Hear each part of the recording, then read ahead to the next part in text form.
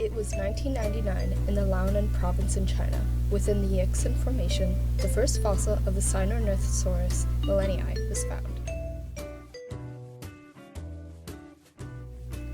It was a small carnivorous non-avian theropod dinosaur, thought to have lived sometime in the early Cretaceous, approximately 130 to 125 million years ago. Standing at about the size of a house cat or a medium-sized dog, this theropod had what was essentially early feathers on its fore and hind limbs, as well as the crest of its head and end of tail.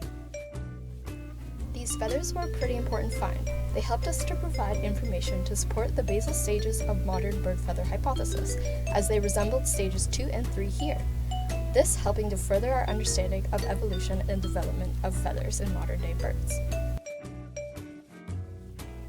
Based on its arm length to body mass ratio and lack of true modern type feathers, it was pretty certain that the Sinornithosaurus millenii could not fly. It was thought to potentially use its basal feathers for rough gliding off higher points or to help it climb up steep inclines. These basal feathers' original function was probably for insulation to keep the Sinornithosaurus warm, and possibly also for the communication with others of the species, potentially for the attraction of a mate. So if we go through the cladogram showing the branching species of the theropod to bird transition, you can see that in the apes branch is the ever so popular Archaeopteryx, which is classified as the first bird and lived around 150 million years ago. This lineage gave rise to our modern birds.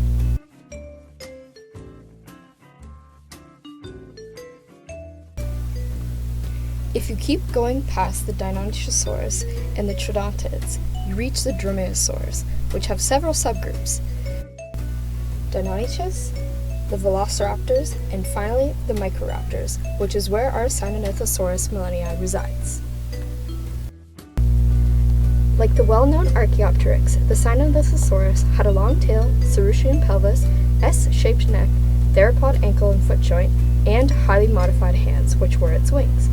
The S-shaped neck and modified hands specifically can also be seen in our modern-day birds.